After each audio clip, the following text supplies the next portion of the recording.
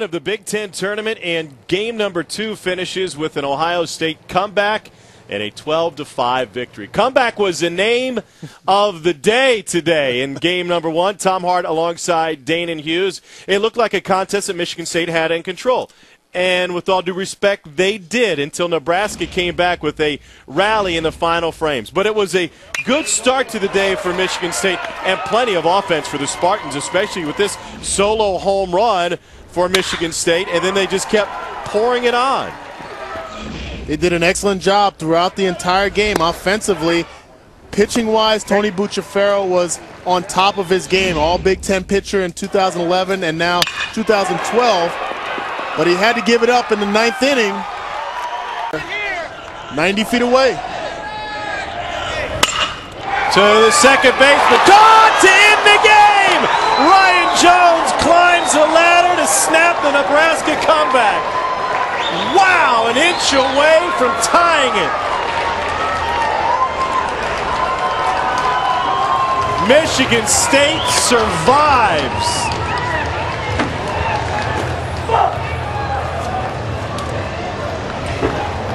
Final score, Michigan State and Nebraska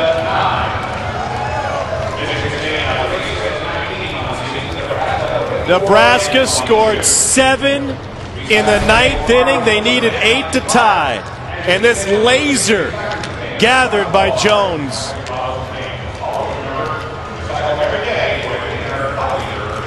Well, Michigan State can exhale now. Great play by the redshirt junior, all Big Ten second baseman.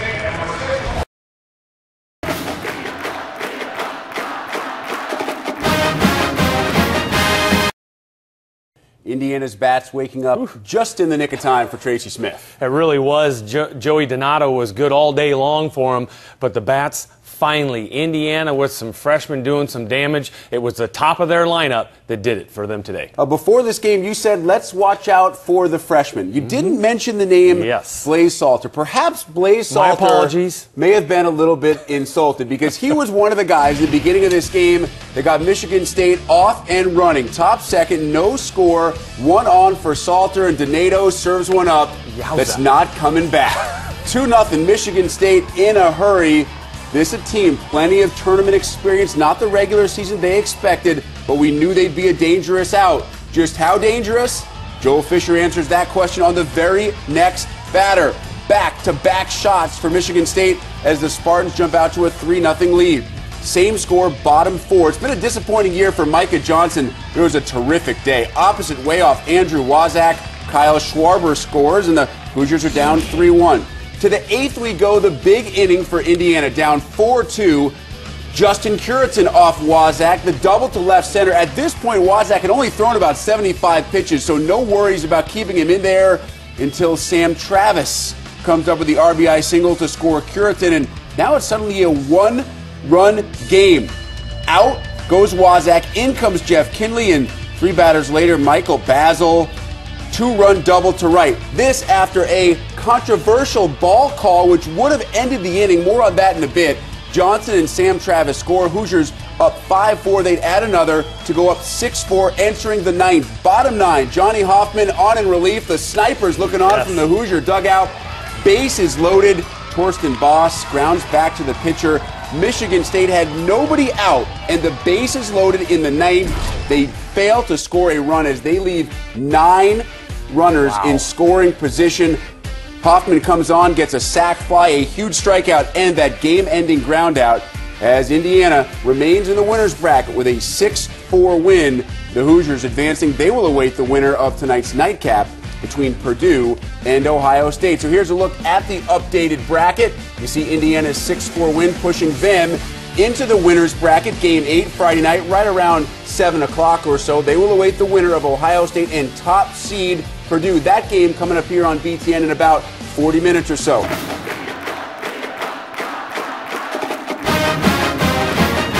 How about a pair of Michigan State freshmen reaching base 10 consecutive times in this game? More on that as we take you through how it went down this afternoon at Huntington Park. Michigan State facing Ohio State. Remember, this Ohio State's second game of the day after the Buckeyes knocked off and sent home Nebraska in Game 1 of Friday. Top 5 in this one. There's one of the Ohio State freshmen stepping up. Aaron Gretz off David Garner. RBI single, and the Buckeyes lead it 1-0. Later in the inning, bases loaded, 2 out for Mike Carroll. The RBI single to right plates Gretz, but Ryan Seifert trying to get an extra one out of it. Thrown out at the plate by Jimmy Pickens. Nice hose from right. Freshman.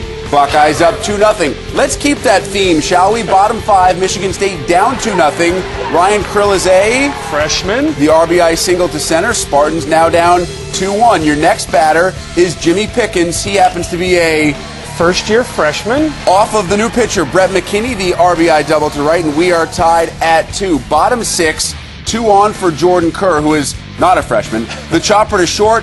Kirby Pellin's throw to the plate, not in time, though Anthony Checky scores. He is a freshman. Spartans up 3-2, and Checky only got to third base because of a heads-up base running play. McKinney less than pleased. Top 7, Ohio State down 5-2. Seifert grounds to the 4-6-3 double play with 2 men on, and the Spartans win it 6-2. Same score that Ohio State won by earlier in the day against Nebraska is their death knell in the afternoon as Michigan State ends the Buckeyes season 33-27 overall this year in 60 games for Ohio State. And look at those numbers from Pickens, Kerr, and David Garner, as you said, Cal, giving Michigan State exactly what they needed to survive, advance, and be in good position as they move on in the bracket. And here is the bracket. Michigan State at 3:30 or so on Saturday afternoon will play the loser of tonight's nightcap between Purdue and Indiana. The winner of that game then waits the winner of Game 9. And remember, Michigan State and the loser tonight will have to win 3 games combined between Saturday and Sunday. A lot of baseball still left to play for the Spartans, but Jake Boss Jr. very pleased after this one. He talked with our Lisa Byington. Well, the saying is freshmen aren't freshmen when you get to this point of the year, but tell me the job that Ryan Krill and Jimmy Pickens did for you, 2 freshmen, at a time you needed most here today. Big day for both those guys. You know, Ryan had a couple big at-bats and some RBI situations when we were scuffling a little bit and kind of had a hard time pushing one across. And Jimmy is really, really talented. He's a strong kid, hits the ball hard, and, you know, I was happy for him to have a big day today, too. So those guys are, you know, like I said, really talented kids. They got bright futures here, and I was glad to have them contribute today. You also needed David Gardner to go deep in this game, and he did. How did you see him handling that Buckeye lineup? Well, David, another really talented kid, and, you know, like I said before, to have him as our number 3, I think is a real luxury. And, you know, got a little tired toward the end of the ballgame, but his stuff is electric, and, you know, when he's in the strike zone or around the strike zone, he's really, really good. Michigan State now needs 3 to take this one, guys.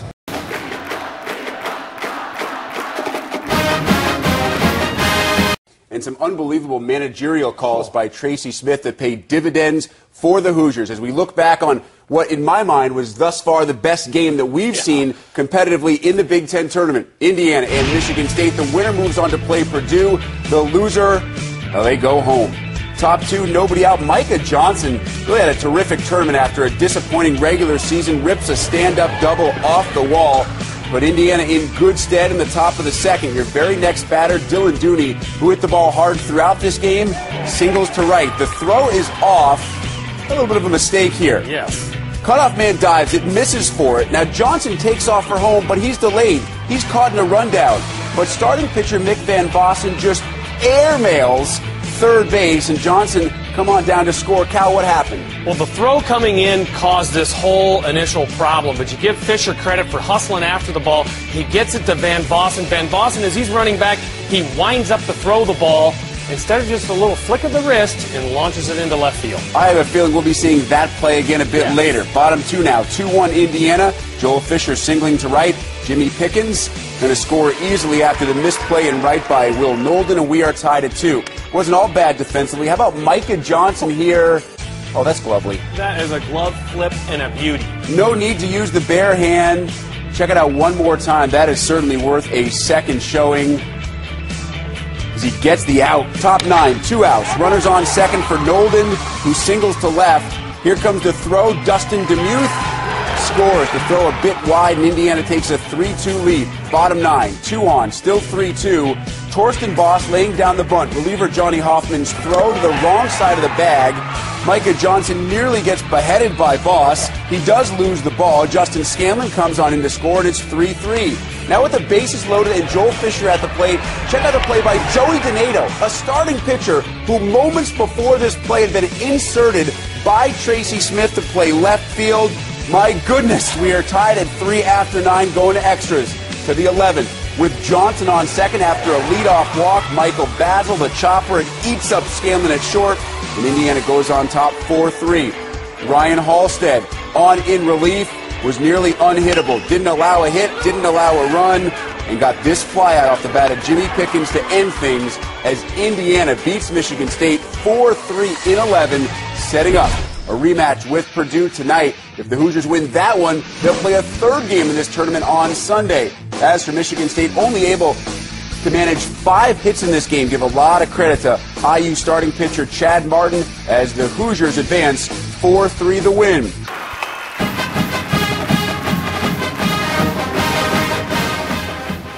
Palo Alto, the Stanford Palo Alto Regional. Stanford in for the 28th time in the last 32 years, and they start up play against Fresno State. Automatic bid out of the WAC as WAC champions. Yeah!